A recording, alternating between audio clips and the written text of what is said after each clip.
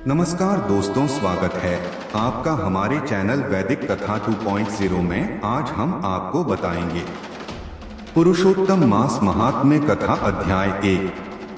तो भक्तों, यदि यह वीडियो आपको पसंद आए तो इस वीडियो को पूरा जरूर देखें, क्योंकि हमारे इस चैनल पर हम लोग आपको सभी देवी देवताओं के व्रत विधि, वैदिक मंत्र, व्रत कथा एवं उनसे जुड़ी सारी जानकारियां आप तक पहुंचाते हैं। इसलिए यदि यह वीडियो आपको पसंद आए तो कृपया करके हमारे चैनल को सब्सक्राइब जरूर करें। तो चलिए शुरू करते हैं। हर हर महादेव। पुरुषोत्तम मास महात्म्य कथा। अधिक मास पुरुषोत्तम मास में दान, धर्म, पूजन का विशेष महत्व बताया गया है। इस माह में व्रत उपवास करने से मनुष्य को कई गुना पुण्य फल प्राप्त होता है। इस महीने में पुरुषोत्तम मास महात्म्य कथा पढ़ने से भगवान विष्णु की कृपा प्राप्त होती है। पुरुषोत्तम मास महात्म्य कथा अध्याय 1। कल्प वृक्ष के समान भक्तजनों के मनोरथ को पूर्ण करने वाले वृंदावन की शोभा के अधिपति, अलौकिक कार्यों द्वारा समस्त लोक को चकित करने वाले वृंदावन बिहारी पुरुषोत्तम भगवान को नमस्कार करता हूँ। नारायण नर नरोत्तम तथा देवी सरस्वती और श्री व्यास जी को नमस्कार कर जय की इच्छा करता हूँ। यज्ञ करने की इच्छा से परम पवित्र नैमिषारण्य में आगे कहे गए बहुत से मुनि आए, जैसे असित, देवल, पैल, सुमंतु, पिप्पलायन, सुमति, कश्यप, जाबाली, भृगु, अंगिरा, वामदेव, सुतीक्ष्ण, शरभंग, पर्वत, आपस्तम, मांडव्य, अगस्त्य, कात्यायन, रथितर, ऋभु, कपिल, रैभ्य, गौतम, मुद्गल, कौशिक, गालव, क्रतु, अत्रि, बभ्रु, त्रित, शक्ति, बधु, बौधायन, वसु, कौंडिन्य, पृथु, हारी, ध्रुम, शंकु, संकृति, शनि, विभांडक, पंक, गर्ग, काणाद, जमदग्नि, भरद्वाज, धूमक, मौन, भार्गव, कर्कश, शौनक तथा महातपस्वी शतानंद, विशाल, वृद्ध, विष्णु, जर्जर, जय, जंगम, पार, पाशधर, पूर्व, महाकाय, जैमिनी, महाग्रीव, महाबाहु, महोदर, महाबल, उद्दालक, महासेन, आर्क, आमल्क, प्रिय, ऊर्ध्वबाहु, ऊर्ध्वपाद, एकपाद, दुर्धर, उग्रशील, जलाशी, पिंगल, अत्रि, ऋभु, शांडीर, करुण, काल, कैवल्य, कलाधार, श्वेत बाहु, रोमपाद, कद्रु, कालाग्निरुद्रक, श्वेताश्वर, आद्य, शरभंग, पृथुश्रवस आदि। शिष्यों के सहित ये सब ऋषि अंगों के सहित वेदों को जानने वाले, ब्रह्मनिष्ठ, संसार की भलाई तथा परोपकार करने वाले, दूसरों के हित में सर्वदा तत्पर, श्रौत स्मार्त कर्म करने वाले, नैमिषारण्य में आकर यज्ञ करने को तत्पर हुए। इधर तीर्थ यात्रा की इच्छा से सूत जी अपने आश्रम से निकले और पृथ्वी का भ्रमण करते हुए उन्होंने नैमिषारण्य में आकर शिष्यों के सहित समस्त मुनियों को देखा। संसार समुद्र से पार करने वाले उन ऋषियों को नमस्कार करने के लिए पहले से जहां वे इकट्ठे थे वहीं प्रसन्नचित्त सूत जी भी जा पहुंचे। तो दोस्तों, आगे बढ़ने से पहले वीडियो आपको पसंद आ रही है तो चैनल को सब्सक्राइब जरूर से करें। इसके अनंतर पेड़ की लाल छाल को धारण करने वाले, प्रसन्नमुख, शांत, परमार्थ विशारद, समग्र गुणों से युक्त, संपूर्ण आनंदों से परिपूर्ण, ऊर्ध्व पुंड्रधारी, राम नाम मुद्रा से युक्त, गोपी चंदन मृत्तिका से दिव्य, शंख चक्र का छापा लगाए, तुलसी की माला से शोभित, जटामुकुट से भूषित, समस्त आपत्तियों से रक्षा करने वाले, अलौकिक चमत्कार को दिखाने वाले, भगवान के परम मंत्र को जपते हुए समस्त शास्त्रों के सार को जानने वाले, संपूर्ण प्राणियों के हित में संलग्न, जितेंद्रिय तथा क्रोध को जीते हुए, जीवन मुक्त, जगतगुरु श्री व्यास की तरह और उन्हीं की तरह निःस्पृह आदि गुणों से युक्त उनको देख उस नैमिषारण्य में रहने वाले समस्त महर्षिगण सहसा उठ खड़े हुए। विविध प्रकार की विचित्र कथाओं को सुनने की इच्छा प्रकट करने लगे। तब नम्र स्वभाव सूत जी प्रसन्न होकर सब ऋषियों को हाथ जोड़कर बारंबार दंडवत प्रणाम करने लगे। ऋषि लोग बोले, हे सूत जी, आप चिरंजीवी तथा भगवत भक्त होवो। हम लोगों ने आपके योग्य सुंदर आसन लगाया है। हे महाभाग, आप थके हैं, यहाँ बैठ जाइए। ऐसा सब ब्राह्मणों ने कहा।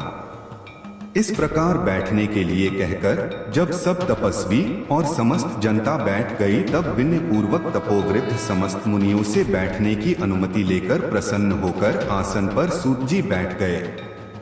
तदंतर सूत को सुखपूर्वक बैठे हुए और श्रमरहित देखकर पुण्यकथाओं को सुनने की इच्छा वाले समस्त ऋषि यह बोले, हे सूत जी, हे महाभाग, आप भाग्यवान हैं।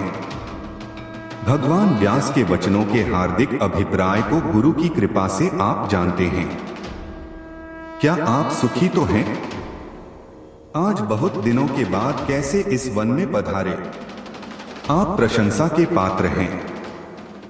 हे व्यास शिष्य शिरोमणि, आप पूज्य हैं। इस असार संसार में सुनने योग्य हजारों विषय हैं, परंतु उनमें श्रेयस्कर थोड़ा सा और सारभूत जो हो वह हम लोगों से कहिए। हे महाभाग, संसार समुद्र में डूबते हुओं को पार करने वाला तथा शुभ फल देने वाला आपके मन में निश्चित विषय जो हो वही हम लोगों से कहिए। तो दोस्तों, आगे बढ़ने से पहले यदि आपने अभी तक हमारे चैनल को सब्सक्राइब नहीं किया है तो तुरंत ही हमारे चैनल को सब्सक्राइब करें। धन्यवाद। हे अज्ञान रूप अंधकार से अंधे हुओं को ज्ञान रूप चक्षु देने वाले, भगवान के लीला रूपी रस से युक्त परमानंद का कारण, संसार रूपी रोग को दूर करने में रसायन के समान जो कथा का सार है वह शीघ्र ही कहिए। इस प्रकार शौनकादिक ऋषियों के पूछने पर हाथ जोड़कर सूत जी बोले, हे समस्त मुनियों, मेरी कही हुई सुंदर कथा को आप लोग सुनिए। हे विप्रो, पहले मैं पुष्कर तीर्थ को गया। वहां स्नान करके पवित्र ऋषियों, देवताओं तथा पितरों को तर्पण आदि से तृप्त करके तब समस्त प्रतिबंधों को दूर करने वाली यमुना के तट पर गया। फिर क्रम से अन्य तीर्थों को जाकर गंगा तट पर गया। पुनः काशी आकर अनंतर गया तीर्थ पर गया। पितरों का श्राद्ध कर तब त्रिवेणी पर गया। तदंतर कृष्णा के बाद गंडकी में स्नान कर पुलह ऋषि के आश्रम पर गया। धेनुमती में स्नान कर फिर सरस्वती के तीर पर गया। वहां हे विप्रो, त्रिरात्रि उपवास कर गोदावरी गया। फिर कृतमाला, कावेरी, निर्विंध्या, ताम्रपर्णिका, तापी, व्याहायसी, नंदा, नर्मदा, शर्मदा नदियों पर गया। पुनः चरमनवती में स्नान कर पीछे सेतुबंध रामेश्वर पहुंचा। तदंतर नारायण का दर्शन करने के हेतु बदरी बन गया। तब नारायण का दर्शन कर वहां तपस्वियों को अभिनंदन कर पुनः नारायण को नमस्कार कर और उनकी स्तुति कर सिद्ध क्षेत्र पहुंचा।